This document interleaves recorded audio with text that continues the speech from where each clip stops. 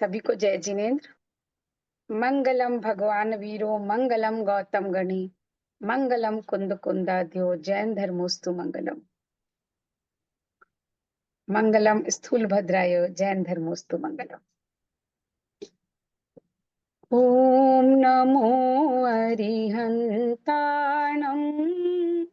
ओम नमो श्री सिद्धाणम।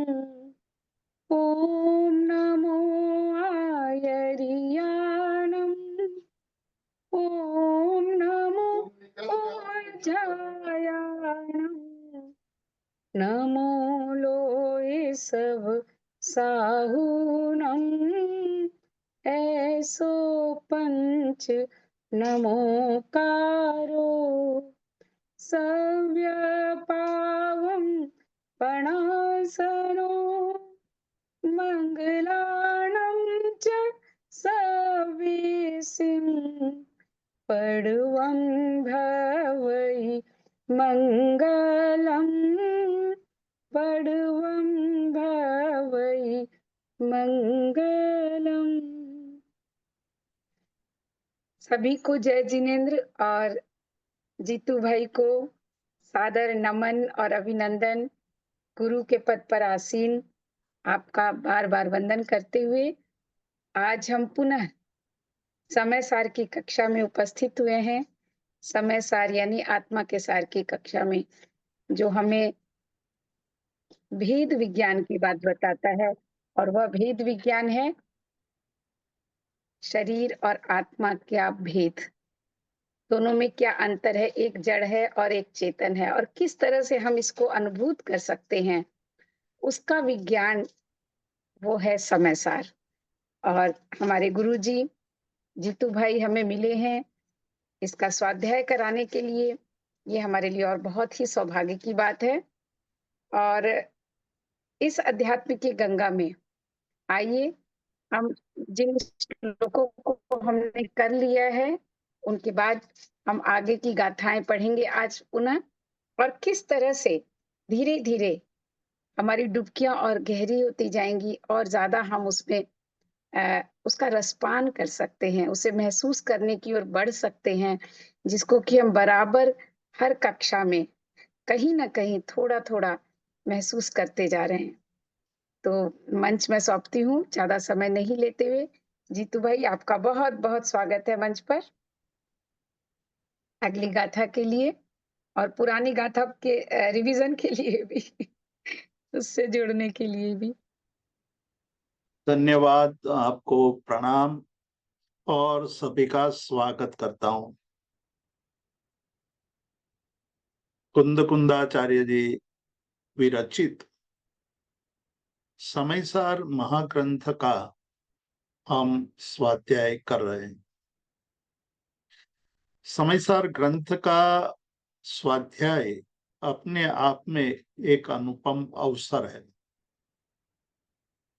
इस ग्रंथ का स्वाध्याय करते करते हमें अनेक नई बातें, नया चिंतन और नई दिशाएं प्राप्त हो सकती है।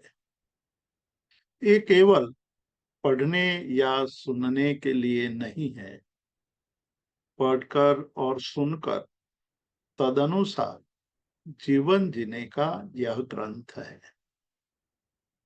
इस ग्रंथ में बताई हुई बातों का यदि अपने जीवन में हम उतारने की कोशिश करेंगे तो हम भी अपने अंतर में प्रवेश कर पाएंगे।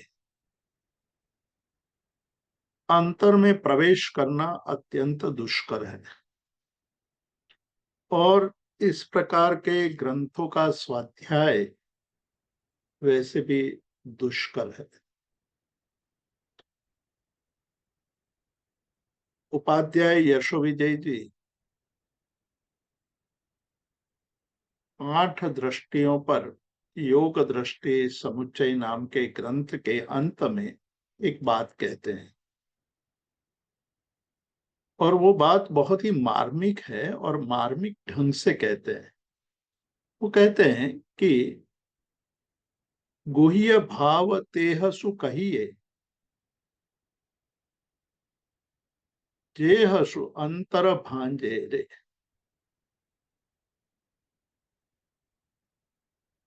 गुह्य भाव यानी गूढ़, अत्यंत गूढ़, रहस्यात्मक जो पदार्थ है उसका कथन उन्हीं को करना चाहिए या उन्हीं को कहना चाहिए कि जिसके अंतर के अंदर जो भेद है वो भेद मिट गया है। जेहसु चित्त पटंतर होए, तेहसु गुह्य न छाजे रे। जिसके चित्त में अभी पटंतर यानी पर्दा पड़ा हुआ है, जो देह और आत्मा की भिन्नता को पाने की अभी जरा भी इच्छा नहीं रखता है, ऐसे जिज्ञासु को गूढ़ रहस्यात्मक ग्रंथों का अध्ययन नहीं कराना चाहिए। कहने का मतलब ये है कि जब तक हमें अपने आप को खोजने की परम जिज्ञासा उत्पन्न न हो, तब तक ऐसे ग्रंथ हमें लाभकर्ता नहीं हो सकते। सीधी सी बात है कि जब तक हमें बाहर की दुनिया के पदार्थों के प्रति अतिशय राग है, हमें बहुत आनंद आता हो,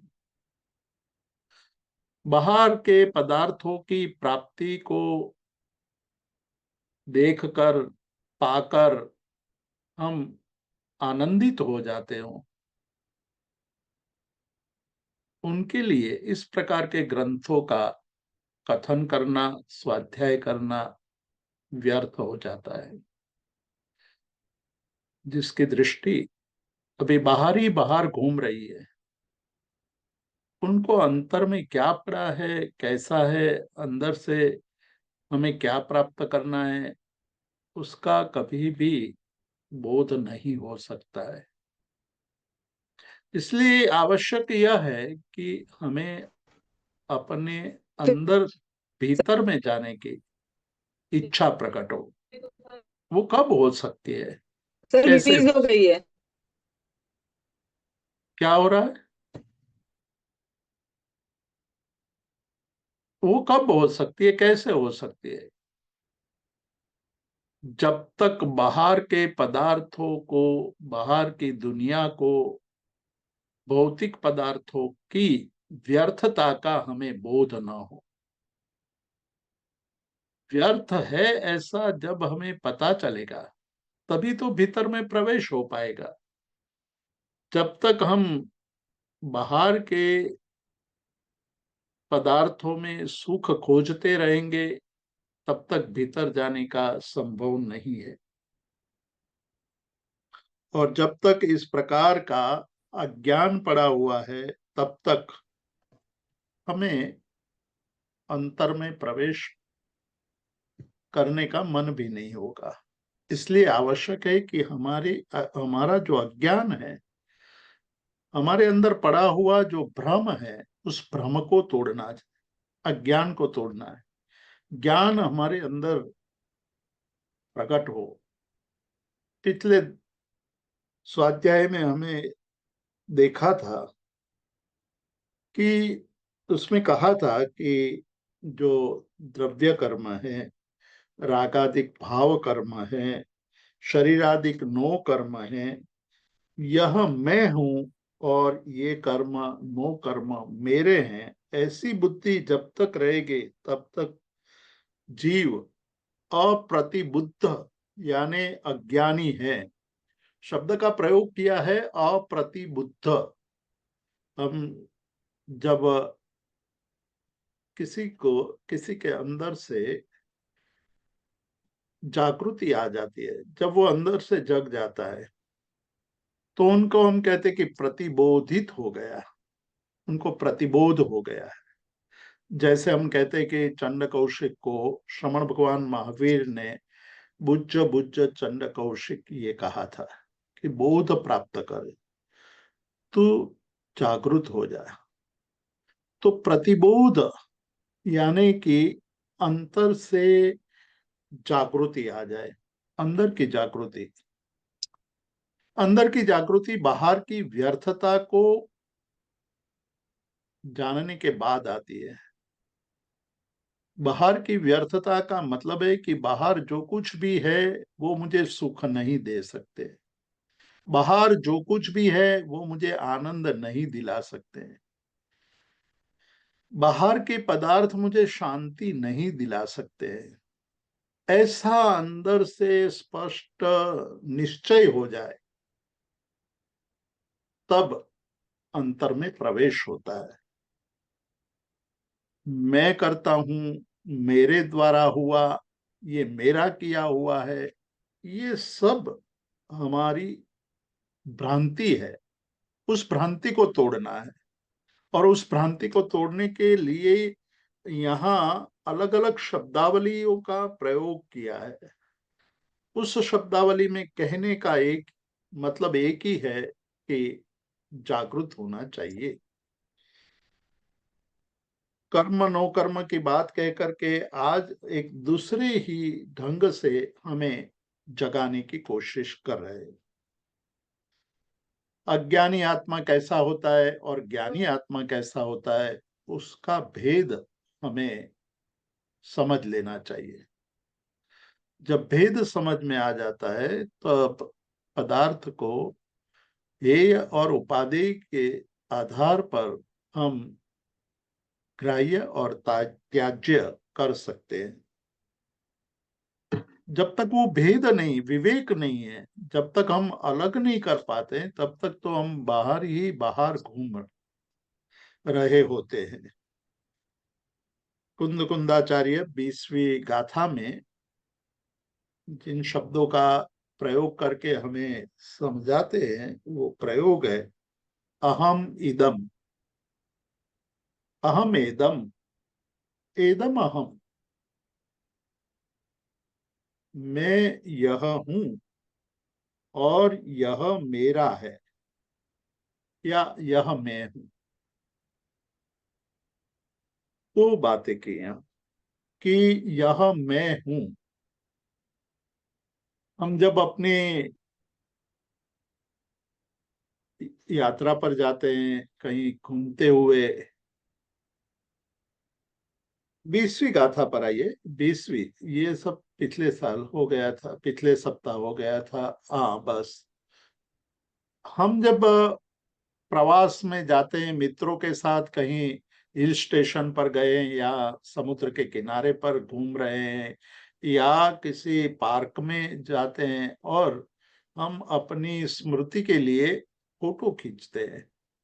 फिर उस फोटो को हम बड़ा करके अपने ड्राइंग रूम में या अपने एल्बम में लगाते हैं।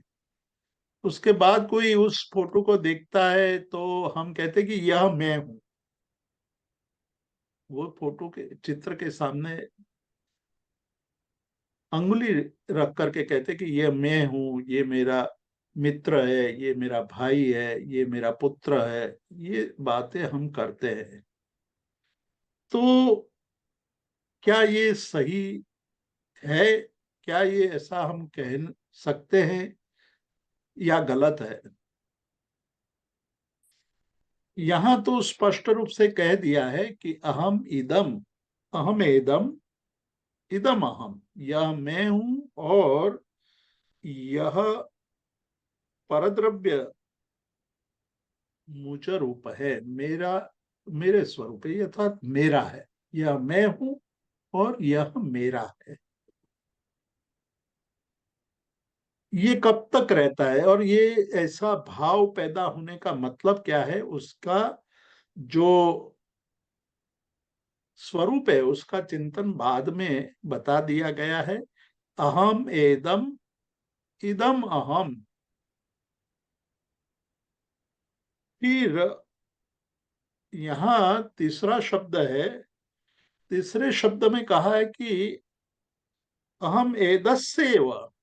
यहाँ द है, उसकी जगह पर आप पढ़िएगा, ये प्रिंटिंग मिस्टेक है।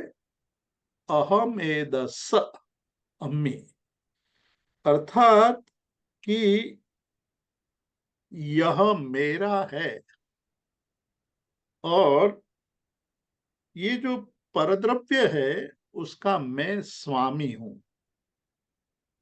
अर्णम जम परदव्यम सचित्ता असचित्तम मिसम वा, कि यह जो परद्रव्य वह सचित है या अचित है, वो सब मेरा है या मैं उनका स्वामी हूं। आसी मम पुब्बमिदम एदस अहमपि आसी पुब्बम ही। कहते हैं कि यह द्रव्य, यह पदार्थ पहले मेरा था और मैं भी पहले उसका था। आसी मम पुब्बमिदम, यह द्रव्य मेरा था, पहले भूतकाल में मेरा था, और अहम भी आसी पुब्बम ही, और मैं भी पहले उसका था। फिर कहते हैं कि आसी मम पुब्ब मिदम हो ही पुणो मम इदम एदस अहम भी होस्सामि। यह पदार्थ पहले मेरा होगा और भविष्य में मैं उसका होऊंगा। इयम तु असंभूतम, यह जो बात है, यह जो कल्पना है, यह जो विचार है, असम असंभूतम, असद्भुत है। आदवियप्पम, और इस प्रकार का जो कल्पना करता है वह विकल्प करता है। कौन करता है? असमूढ़, जो सम्मूढ़ जीव है वह करता है। और बुद्धत्थम जानंतो न करदी दूतम असम्मूढ़ो, और जो भूतार्थ यानी यथार्थ जो जानता है, यथार्थ मतलब जैसा, जो जैसा है उनको वैसा जानना। हम लोग पदार्थ को जैसा है वैसा नहीं जानते, और जैसा पदार्थ है वैसा उनको न जानने के कारण हम कई प्रकार की भ्रांतियां को पालते हैं, उनको पोसते भी है, उनका हम संग्रह भी करते जाते हैं, तो भ्रांतियों का संग्रह करते हैं। किंतु जो असमूढ़ है, यानी कि जो वस्तु स्वरूप को यथार्थ रूप में जानने वाला है, वे सब न करे दी, वो ये कल्पना कभी भी नहीं करता है। जो इस प्रकार के विकल्प है, आत्म विकल्प है, उस यपम आत्म विकल्पम न कर दी, मतलब वो इस प्रकार का विकल्प नहीं करता है।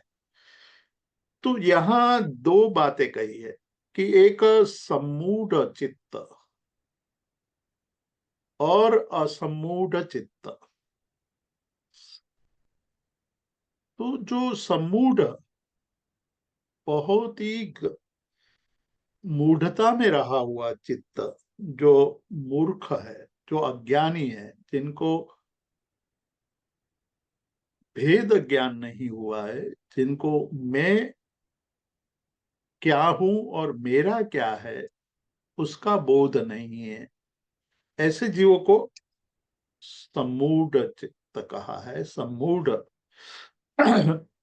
मूर्ख कहा, अज्ञानी कहा है। और वो अज्ञानी आत्मा विकल्प करता रहता है, आत्म विकल्पों को वो करता रहता है। विकल्प क्या है? बहुत ही गंभीर बात है। हम रोज अपनी संपत्ति की गिनती करते हैं। हम रोज सोचते हैं कि मेरा मकान आज इतना महंगा हो गया, उसका मूल्य ये है, मेरे बैंक में इतना बैलेंस पड़ा हुआ है, मेरे घर में इतने गहने पड़े हुए हैं, मेरे पास इतनी संपत्ति है। तो यहाँ कहते हैं कि क्या लेकर आया है जी और क्या लेकर जाने वाला है। ये सब जो यह मैं हूं या मैं यह हूं, ये सारा विकल्प कौन करता है, क्यों करता है? तो कहता है कि अज्ञानी है, इसलिए वो जीव ऐसे विकल्प करता है। चीन में एक राजा हुआ था, बड़ी अद्भुत घटना है। बड़ा साम्राज्य था और एक दिन उनका एकलौता बेटा बीमार पड़ गया। जो भविष्य का राजा आज अस्पताल में गंभीर बीमारी में जूझता है और राजा उनके बिस्तर के पास बैठा हुआ उसके सुख की कामना करता है। हर प्रकार की मेहनत कर लेता है, उपाय आजमा लेता है कि कोई कहता है कि फलाने नगर में बहुत बड़े वैदराज है, उनको बुलाओ, उनकी दवाई बहुत असरकारक होती है, उनके पास कुछ यशस्वी रेखाएं हैं, तो जिसकी भी दवाई करता है वो सब अच्छे हो जाते हैं। तो राजा ने वैदराज को बुलाया, किंतु उनकी दवाई भी काम में नहीं आई। जब सारे वैद्य असफल हो गए, तब किसी ने कहा कि भाई फलाने नगर में एक ज्योतिषी है, ज्योतिषी को बुलाओ। वो बहुत अच्छी तरह ग्रह नक्षत्र वगैरह को देखता है और वो बता पाएगा कि इनका रोग नष्ट होने वाला है या नहीं होने वाला है, क्या करना चाहिए। राजा ने ज्योतिष को भी बुलाया। ये एक ज्योतिष में परंपरा है या एक सोच है कि किसी ग्रह की दशा जब बुरी होती है, दृष्टि बुरी होती है, तो कुछ न कुछ विधि विधान करवाते हैं। वैसे विधि विधान भी करवाए, लेकिन पुत्र का रोग नष्ट नहीं हुआ।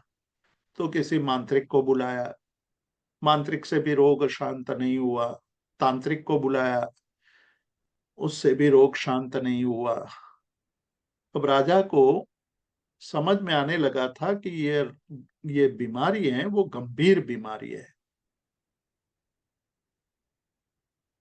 बिस्तर के पास रात दिन बैठे हुए पुत्र के निरोग्य निरोगी होने की कामना करता हुआ प्रार्थना करता है।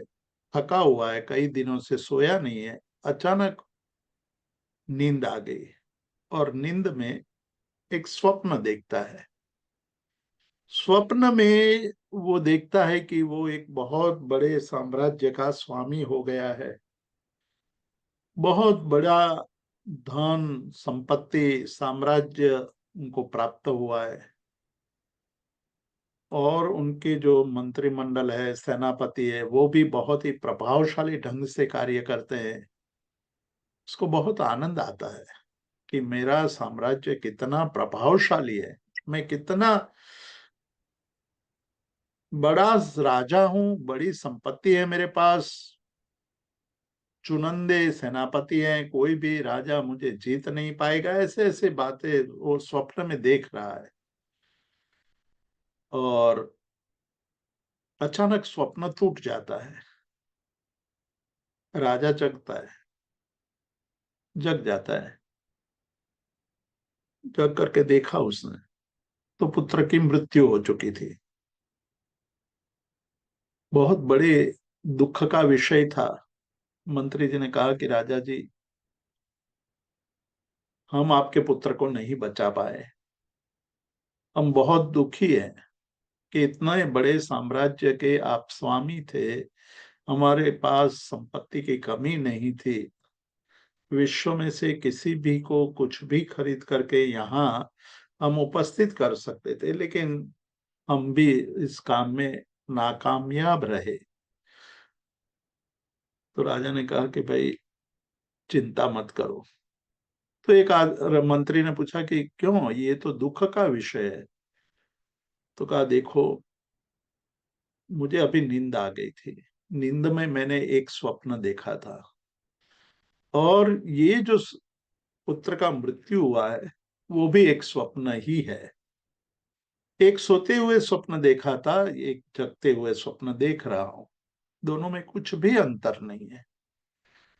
वस्तु की स्थिति ही ऐसी है। संयोग और वियोग ये जगत का क्रम है, और उस क्रम को ही मैं समझ नहीं पाया था। मुझे ये पता नहीं था कि संयोग भी होता है, वियोग भी होता है। जब संयोग होता है तो वियोग लेकर के संयोग आता है। संयोग और वियोग में कोई अंतर नहीं है। एक इस छोर पर है, एक दूसरे छोर पर है। फर्क केवल इतना है कि मनुष्य संयोग को पा करके आनंद प्राप्त करता है, वियोग को प्राप्त करके दुखी हो जाता है। लेकिन संयोग जब होता है तभी वियोग भी जुड़ा हुआ ही होता है। और संयोग और वियोग को जो समझ लेता है, या संयोग को भी समझ लेता है अच्छे ढंग से, तो उनको दुख नहीं होता है। जब संयोग होता है तब मोह भी प्रबल हो जाता है। जब हमारे पास पैसे नहीं थे तब हमारी विचारधारा का आप चिंतन कीजिए कि कैसे प्रकार की विचारधारा थी। और जब बहुत पैसे प्राप्त हो जाते तब चिंतन कीजिए कि तब विचारधारा कैसी हो जाती है।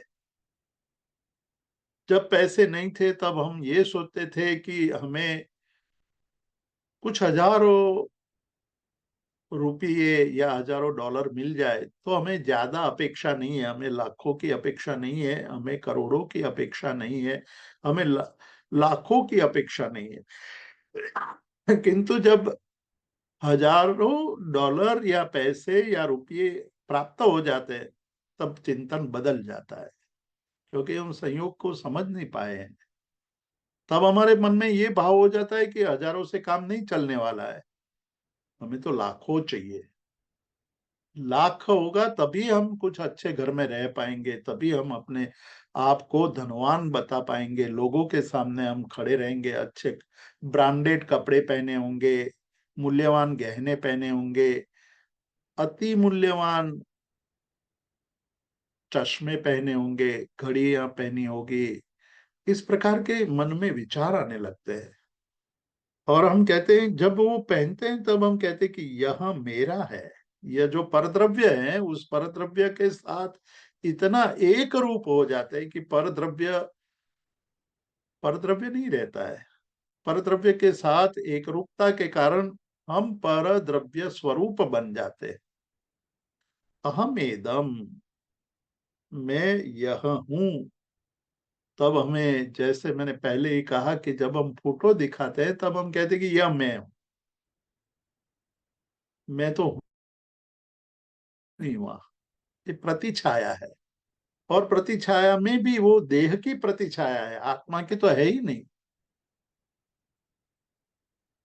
तो मनुष्य के मन में जो भाव होते हैं वो भाव को यहाँ कुंदकुंदाचार्य जी स्पष्ट कर रहे हैं कि भाई आप पहले ये विचार करो कि आप मूढ़ हो, यानी कि सम्मूढ़ हो, या असम्मूढ़ हो, यानी कि ज्ञानी हो या अज्ञानी हो। ज्ञानी जो होता है वो वस्तु जो जैसी होती है वैसे ही उनको देखता है। तथता कहते हैं, बौद्ध धर्म में उसको तथता कहा है, कि जब तथता प्राप्त हो जाती है, तथता हो जाती है यानी बोध हो जाता है, तब उनको पता चलने लगता है कि वस्तु क्या है, स्वरूप क्या है, वस्तु का, पदार्थ का स्वरूप क्या है, उसका बोध होने लगता है। उसका मतलब कि हमें अभी वस्तु का बोध ही नहीं है, तथता हुई नहीं है, हम अभी ज्ञानी हुए ही नहीं है। हम ज्ञानी होने का भ्रम पाल रहे हैं। हम क्या करते हैं, हम मानते हैं कि हम ये जो पढ़ रहे हैं इसलिए हमें आत्मा का बोध हो गया है। सुनने से यदि आत्मा का बोध हो गया होता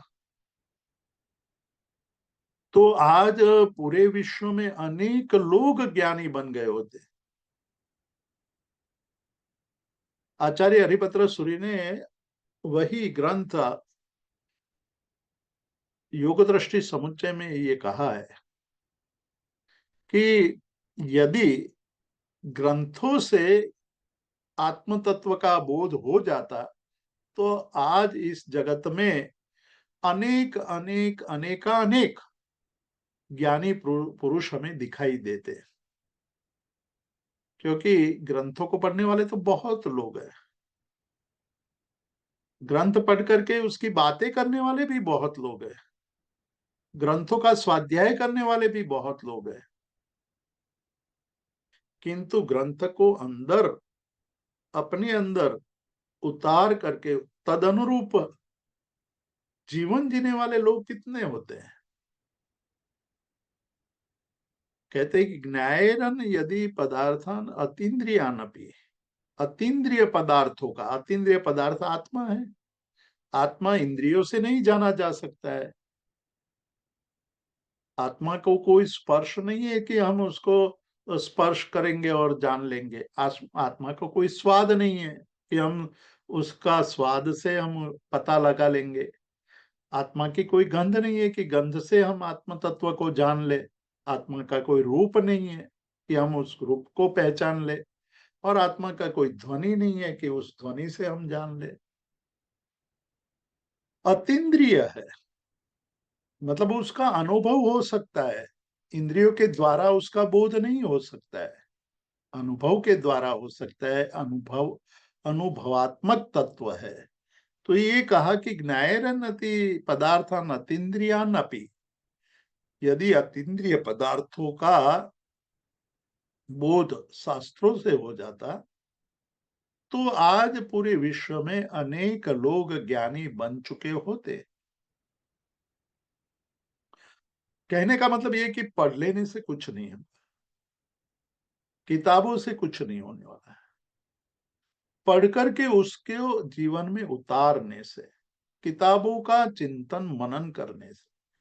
इसलिए स्वाध्याय का महत्व है कि स्वाध्याय करो, बहुत स्वाध्याय करो, बहुत बार उसका अनुशीलन करो, बहुत बार उसको सोचो, तो धीरे धीरे जो मोह का अपने ऊपर प्रभाव है उस प्रभाव को हम तोड़ पाएंगे।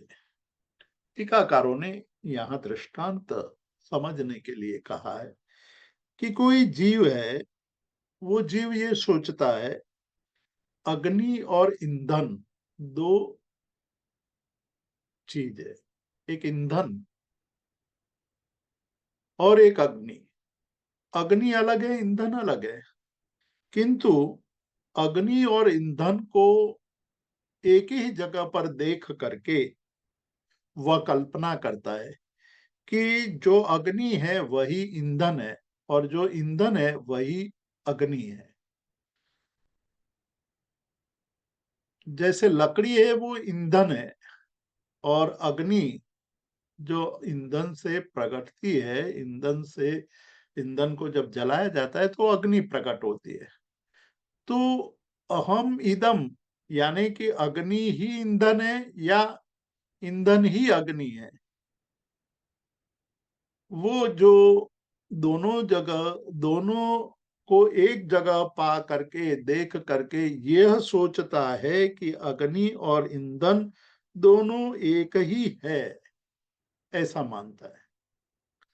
मतलब कि आत्मा और देह दोनों को एक जगह पा करके कोई यह सोचे कि देह ही आत्मा है, आत्मा ही देह है, तो वो मूर्खता है, अज्ञानता है, सम्मूढ़ चित्त है, उनका चित्त, उसका बोध है वो अत्यंत अज्ञान से भरा हुआ है। ऐसी बुद्धि किसकी होती है? तो कहते कि अति सामान्य बुद्धि वाला जो जीव है, व्यवहारिक ज्ञान बहुत बड़ा हो सकता है, कोई डॉक्टर भी हो सकता है, कोई वकील भी हो सकता है, कोई वैज्ञानिक भी हो सकता है, लेकिन आत्मज्ञानी नहीं हो सकता है। वैज्ञानिक होना एक अलग बात है और वितरागी होना अलग बात है, प्रोफेसर बनना अलग बात है और ज्ञानी बनना अलग बात है। पंडित बनना अलग है और आत्मज्ञानी बनना अलग है। इसलिए श्री कृष्ण ने गीता में यह कह दिया कि ज्ञानी और पंडित में बहुत अंतर है। पंडित शास्त्रों को पढ़ लेता है, ज्ञानी शास्त्र को पचा लेता है, अपने जीवन में उतार लेता है। और जो शास्त्रों को पढ़ करके उसको अपने जीवन में उतारता है, उसके अनुसार अपने जीवन को ढालने की कोशिश करता है, वो कभी यह नहीं कहेगा कि मैं यह हूं या यह मैं हूं, अर्थात देह। तो मैं देह हूं या देह मैं हूं, एक में जड़ में चैतन्य का आरोप है, दूसरे में चैतन्य में जड़ का आरोपण है। दोनों गलत है, क्योंकि दोनों पदार्थ भिन्न है, एक चेतन है, एक जड़ है। चेतन कभी जड़ नहीं बन सकता है, जड़ कभी चेतन नहीं बन सकता है। और उसी को जो अपने अनुभव में ला देता है, उनको ये बहुत ही स्पष्ट होने लगता है कि देह अलग है। हम जब साधकों की बात करते हैं, साधना में जो डूबे हुए उनकी बात करते हैं, तो साधक और साधना में डूबे हुए जो साधक है, ऐसे साधकों के जीवन की जब घटनाओं को हम पढ़ते हैं तो आश्चर्य होता है कि एक गंभीर बीमारी से गुजरते हैं, बहुत बड़ी बीमारी से जो पसार होते हैं, उनको बीमारी परेशान नहीं कर सकती है, क्योंकि उनको ये पता है कि ये सब जो बीमारी है वो तो शरीर की है, आत्मा की बीमारी नहीं है। सूत्रों में ये बहुत स्पष्ट रूप से कहा कि शिव मैल मरुव मणंत मक्खय, शिव है, अचल है, अरूज अरोगी है, उनको कोई रोग नहीं होता, आत्मा को कोई रोग होता ही नहीं। रोग हुआ है शरीर को, शरीर और आत्मा को भिन्न मानता है। यूरोप में एक बहुत बड़ा चिंतक हो गया है, वो हमेशा कहता था कि यह जो शरीर दिख रहा है, मेरा जो शरीर दिख रहा है, वो मैं हूं ही नहीं। लोगों को यही उपदेश दिया करता था, भाई आप लोग जो मुझे देख रहे हैं वो मैं नहीं हूं, मैं कोई और हूं। तो ये बात फैलते फैलते राजा तक पहुंच गई, तो राजा को भरोसा नहीं हुआ। उन्होंने बुलाया, उनको कहा कि भाई ये शरीर किसका है, तो कहा कि मेरा नहीं है, मैं नहीं हूं वो, मैं अलग हूं, मैं भिन्न हूं उनका। तो राजा ने एक उसकी परीक्षा के लिए सैनिक को आदेश दिया, बहुत क्रूर आदेश था, बहुत बड़ी मजाक थी। कहा कि उनके पैर को काट डालो,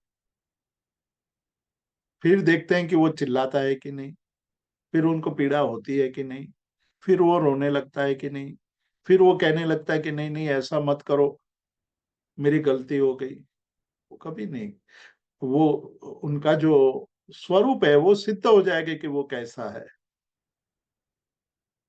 तो उसने आदेश दे दिया, सैनिक आया, उसने जोर से उनके पैरों को काट दिया, बड़ी आवाज आई। राजा ने कहा क्या हुआ, तो कहा कि मैं जैसे आपको देख रहा हूं वैसे मेरे शरीर को भी देख रहा हूं, यह मेरा नहीं है, मुझे कुछ नहीं हुआ है, मेरा आप कुछ बिगाड़ भी नहीं सकते हो। जो आपने बिगाड़ा है वो शरीर का बिगाड़ा है, जिस तरह आप देख रहे हैं वैसे ही मैं अपने शरीर को देख रहा हूं।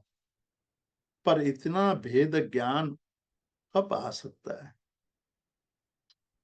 बहुत प्रयत्न करने पर, बहुत ही जागृत दशा आ जाए तब, उसके पहले नहीं आ सकता। ये केवल घटना घटना नहीं है, यह सत्य बात है। क्योंकि जब गजस कुमार मुनि के मस्तक पर जलते हुए अंगारे रखे गए, तब क्या सोच रहे होंगे? तब ये सोच रहे कि यह मैं हूं ही नहीं, ये शरीर मैं नहीं हूं, यह मेरा नहीं है। मतलब कि जो जड़ है वो मैं नहीं हूं, और जो मैं हूं वो जड़ नहीं है। मैं नहीं हूं, मेरा नहीं है। इतनी जागृति को पाने के लिए कभी कभी तो पूरा जीवन भी बीत जाता है। लेकिन जब ये भाव आ जाता है, जब उसका मन में ये स्पष्ट दिशा निर्देश हो जाता है, स्पष्टता हो जाती है, तब उनके लिए शरीर केवल साधन रह जाता है, साध्य नहीं। हमने आज शरीर को साध्य माना है, साध्य मान करके जीते हैं। शरीर को आत्मा मान लिया, आत्मा को शरीर मान लिया है, और इसलिए हम भटकते रहे। कुंद कुंदाचार्य ने बहुत स्पष्ट शब्दों में कहा कि यह मैं नहीं हूं, अहम एदम, एदम अहम। इस प्रकार की भावना किसकी हो सकती है? तो कहा अज्ञानी जीव की। मैं यह हूं, मैं शरीर हूं, यह का मतलब शरीर, और यह यानी शरीर मैं हूं। परद्रव्य मुझ रूप है, परद्रव्य मुझ स्वरूप है। परद्रव्य हो गया शरीर, शरीर मुझ स्वरूप मेरे जैसे, और परद्रव्य मेरा स्वामी है। मतलब कि परद्रव्य मेरा स्वामी है, मालिक। अब ये भी अद्भुत बात कही है यहाँ कि मूढ़ सम्मूढ़ चेत वाला किसको स्वामी मान लेता है? परद्रव्य को स्वामी मान लेता है। परद्रव्य को स्वामी मानने का मतलब है, हम कहते हैं कि धन के मालिक हम हैं, लेकिन ऐसा कभी होता ही नहीं है।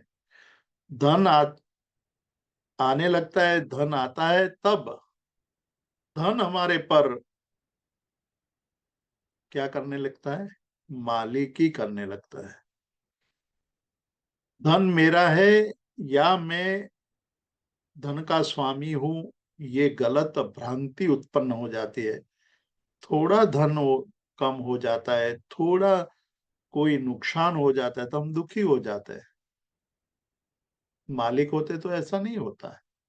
मालिक तो सोचता है कि भाई कोई बात नहीं, कम हुआ तो क्या फर्क पड़ता है, बढ़ा तो क्या फर्क पड़ता है। लेकिन जैसे जैसे वो धन को महत्व देने लगता है, धन का महात्म्य उनके पर सवार हो जाता है, तब वो मालिक नहीं रहता है, मालिक धन बन जाता है। और जिस तरह मालिक के आधार पर नौकर कार्य करता है, उसी प्रकार ये पर द्रव्य के आधार पर जीव काम करने लगता है। तो कहते हैं कि मैं परद्रव्य रूप हूं, अर्थात परद्रव्य मुझ रूप है, धन मेरे स्वरूप है, या उसका मैं हूं, यानी कि परद्रव्य मेरा स्वामी है। ये सम्मूढ़ चित्त वाले अज्ञानी जीव ऐसा सोचते हैं, यह मेरा है, अर्थात मैं परद्रव्य का स्वामी हूं, और यह पहले मेरा था, पहले मैं उसका था। ये भी जब अज्ञानता होती है तब इस प्रकार का भाव उत्पन्न होता है। फिर कहता है कि ये मेरा होने वाला है और मैं उसका हो जाऊंगा। कोई चुनाव लड़ता है, चुनाव में उनके जीत होने वाली होती है, तो ये वो सोचने लगता है कि मैं जीत जाऊंगा, और मैं प्रधानमंत्री बन जाऊंगा, मैं मंत्री बन जाऊंगा, मैं ये बन जाऊंगा। ऐसा चिंतन कौन करता है? ऐसा चिंतन सम्मूढ़ चित्त वाले करते हैं, अज्ञानी जीव करते हैं। एक बार कुर्सी पर बैठ करके, कुर्सी के मालिक नहीं रहते हम कुर्सी हमारी मालिक बन जाती है। हम ये सोचने लगते हैं कि मैं सत्ताधीश बन गया, लेकिन सत्ताधीश नहीं, वो कुर्सी उस पर हावी हो जाती है। थोड़ी भी कहीं भनक लग जाए कि कल आपके कुर्सी चली जाएगी तो हम दुखी हो जाएंगे। मालिक कभी दुखी नहीं होते। आपने कभी देखा कि आपकी चप्पल टूट गई तो आप नई चप्पल ले आते, क्योंकि आप स्वामी हैं। लेकिन जो अज्ञानी है वो ये सोचेगा कि मेरी चप्पल टूट गई, अब क्या होगा, कैसे होगा। तो चप्पल उसका स्वामी बन गया है, इसलिए वो दुखी होता है। लेकिन जो स्वामी है चप्पल का, यानी कि परद्रव्य में फंसा नहीं होता है, परद्रव्य के अंदर आसक्त नहीं होता है, वो कभी भी दुखी नहीं होगा। तो भूतकाल में ये बात सोचता है कि यह मेरा था और मैं उनका था, ऐसा जो सोचते हैं वो दुखी होता है, वो अज्ञानी है। वो ये नहीं सोच सकता है कि वो भी मेरा नहीं था, मैं भी उनका नहीं था, मैं भी ऐसा होऊंगा नहीं और वो भी मेरा होने वाला नहीं है। मैं हूं वो ज्ञान दर्शन और चारित्र स्वरूप हूं। मैं ज्ञानी हूं, मैं दर्शनी दर्शन का स्वामी, और मैं चारित्र का आचरण का स्वामी। इसीलिए कहा, आप शुरुआत में ही ये स्पष्ट कर दिया था कि आत्मा क्या है, आत्मा का स्वभाव क्या है। जो जानई जो पस्सई, जो ज्ञाता है और जो दृष्टा है, वही आत्मा है। दृष्टि और ज्ञप्ति, ये दो ही बात को याद रखना है। जागृति आने पर यही अनुभूति होने लगती है। तो भूतकाल में यदि इस प्रकार के विचार किए हैं, या भूतकाल के विचार करते हैं, भविष्य काल के विचार करते हैं, वर्तमान में मैं और मेरा का विचार करते हैं, वो सब अज्ञानी है। बुद्धत्थम जानन्तो, किंतु जो भूतार्थ को, वस्तु स्वरूप को, वस्तु के यथार्थ स्वरूप को जो जानता है, न करेदि दु तम असत, तो वो ऐसा विचार कभी भी नहीं करेगा। वो कभी ये नहीं कहेगा कि यह देह मेरा था, मैं युवान था तब मैंने इतने इतने पराक्रम किए, अब बूढ़ा हो गया हूं। वो कभी ऐसा नहीं कहेगा। अवस्था थी, अवस्था में ऐसे कार्य हुए, होते रहे, लेकिन मैं तो उनसे भिन्न ही हूं, मैं उनसे पर हूं। मैं नहीं हूं, मेरा नहीं है। मैं नहीं हूं, वह मेरा स्वरूप भी नहीं था, और भविष्य में भी वैसा होने वाला नहीं हूं। तो ये एक छोटी सी बात, छोटी सी घटना से बहुत बड़ी बात को हमारे सामने रखा है। उसका चिंतन बार बार करना चाहिए। उस चिंतन के आधार पर हमारे अंदर जो मोह दशा है, मोह का आवरण बहुत प्रगाढ़ रूप से छाया हुआ है। जैसे इस युग में, वातावरण में जब पॉल्यूशन फैल जाता है, तो हवा में इतना बड़ा एक आवरण बन जाता है कि उस आवरण के कारण दिन में भी अंधेरा होने लगता है, दिन में भी सूर्य का प्रकाश हमें नहीं मिलता है। उसी प्रकार ये मोह का बहुत बड़ा घना आवरण, वो मोह हमारे आत्मा के लिए तो प्रदूषण ही है, वो हमारे आत्मा के लिए दूषण है, दोष है। उसका एक आवरण हमारे अंदर पड़ा है। उसको जब दूर करेंगे, हटाएंगे या कम करते जाएंगे, प्रकाश हमें दिखाई देने लगेगा। तब हमने पता चलेगा कि ये हमारी मूर्खता थी, हम वैसे नहीं है। इस बात को और थोड़ा ज्यादा विस्तार से अगले स्वाध्याय में देखेंगे। हम यहीं पर रुकते हैं, हमारे पास 5 मिनट का समय है। किसी को कोई प्रश्न है तो पूछ सकते हैं। बहुत ही सुंदर, बहुत आनंद आया, क्योंकि आज आनंद इसलिए भी ज्यादा आया क्योंकि आज बात मोह की हुई थी, बात ममत्व की हुई थी, जो कि सबसे गहरी जो बोले ना जड़, और सबसे गहरा जो दोष है जो हमें बांध कर रखता है इस संसार से। तो बहुत बहुत नमन आपको, गुरु जी को। और मैं ये कहूँ कि जो कहा गया है, गुरुर ब्रह्मा गुरुर विष्णु गुरुर देवो महेश्वर, गुरुर साक्षात परब्रह्म तस्मै श्री गुरुवे नमः। तो आज समय सार के इतने महान ग्रंथ के स्वाध्याय के लिए आपका बहुत बहुत वंदन और अभिनंदन करती हूँ। किसी का कोई प्रश्न है तो जल्दी से हाथ उठा लें, क्योंकि 5 मिनट का समय है सिर्फ। जी बोले। नमस्ते। जय जिनेन्द्र सर, जय जिनेन्द्र। जय मैं जिनेन्द्र सर, जी। हाँ, ये जो आपने जो फर्स्ट वर्ड जो बताया ना, उनका उसका मुझे वर्ड टू वर्ड मीनिंग कैसे मिलेगा sir? Word to word meaning अपने जो, आप तो गुजराती जानते हैं, गुजराती का हाँ, समय सार का पुस्तक है, अच्छा, उसमें वर्ड टू वर्ड मिल जाएगा। और जो ओके, पुस्तक है हाँ, उसमें गाथा के नीचे छाया दी अच्छा, है, छाया के बाद शब्दार्थ हाँ, दिए है, हाँ, शब्दार्थ में शब्दार्थ, वर्ड अच्छा, टू वर्ड शब्दार्थ में मिल मिल जाएगा। जाएगा। और फिर उसके बाद विवेचन आता है, तो विवेचन तो बाद में पढ़िए, पहले शब्दार्थ को बराबर समझ लीजिए, तो विवेचन समझने में आसान हो जाएगा। किसी और को अगर कुछ नहीं पूछना हो तो हम आज की कक्षा यहाँ पर विराम देते हैं, इस कक्षा को, इस स्वाध्याय को, और अगले सोमवार को हम फिर से उपस्थित होंगे। सभी को जय जिनेन्द्र, शुभ रात्रि, और गुरु जी को पुनः पुनः प्रणाम। बहुत बहुत धन्यवाद। जय जिनेन्द्र। जय जिनेन्द्र। बहन जी। जय जिनेन्द्र गुरु जी।